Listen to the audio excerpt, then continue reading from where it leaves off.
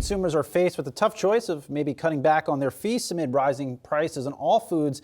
However, a survey from Butterball shows nearly 90% of people plan to celebrate this year and expect to buy the same size turkey or larger than last year. For more on the Thanksgiving outlook, we welcome in Jay Jandrain, Butterball CEO, alongside the returning Brooke DePalma. Good to see you here. Jay, I'll start with you.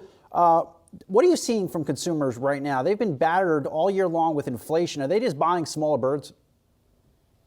No, not necessarily. One of the things that we found with our surveys that we did earlier this year prior to the holiday and talking to consumers, one, they're looking very much forward to celebrating the holiday after what we've been through with COVID and smaller gatherings. We're seeing larger size gatherings now. We're seeing a resurgence for people to have that Thanksgiving meal. Expectation is very high for participation, and they're going to be larger groups. So larger groups typically are going to mean that there'll probably be a demand for some of the larger birds as well. So it's kind of getting back to normal pre-COVID, which is certainly a good thing for all of us. And this certainly has been a tough year for farmers. They face higher prices as far as fuel, fertilizer, even labor costs higher than last year. Break down for us how exactly you've prepared with your suppliers to make sure that there's enough fresh turkeys on the shelves. Well, fortunately, we do have enough. We've been planning really since last year for this holiday. That's how long the cycle is for the Thanksgiving season. We're happy to say that we are shipping more product this year than we did last year, which is due to a lot of great planning from our people, concerted effort with our growers, and with all of our suppliers for materials and ingredients. But it has been tough. You're right. It's just taken a lot of effort. Costs have been up considerably. Feed costs are certainly up. Materials that go into our products, our packaging has escalated, but we've managed through it in a way that's going to have the end result that the consumer's looking for, which is all the turkey they need at Thanksgiving. How much are the feed costs up by, Jay? I mean, we think about either the corn or the grain that goes into keeping animals alive and healthy in order to later on, be part of Thanksgiving. All in, how much are the costs higher? Well, that is our single biggest cost, the feed, whether it's, in our case, corn and soybean meal primarily, but it's also micro ingredients. It's the fat that goes into the feed rations as well. But, we're looking at corn levels that are $6.50, $7 range.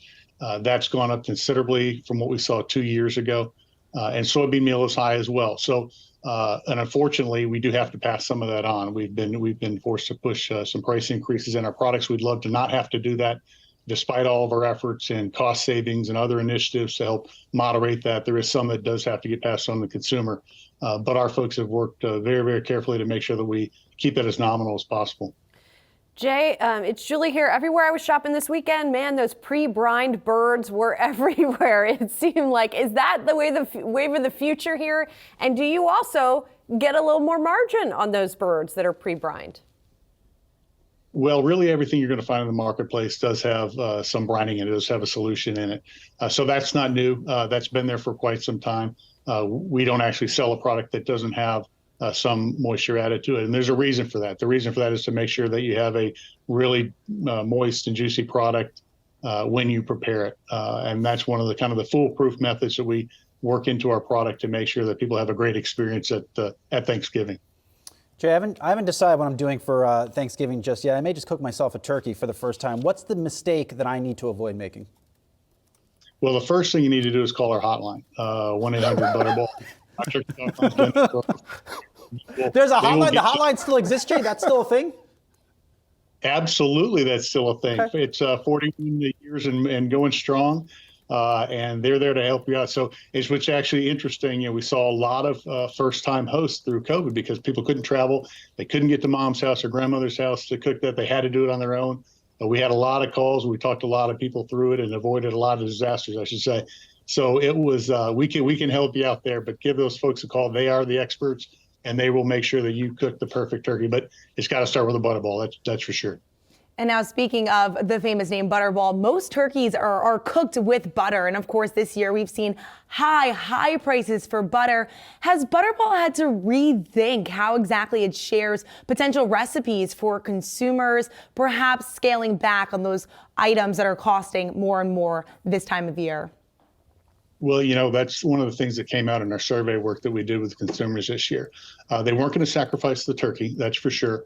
but they were looking at other ways to cut back due to inflation. So our people on the talk line, again, and our recipes that we have on our website are there to help kind of walk through that, help kind of gauge the products that they could have with that. Some others are asking their guests to bring a side along so that they can help mitigate the cost a little bit for the meal. So there's a lot of different ways to do it, but our people are certainly there to help them find out ways to get that done.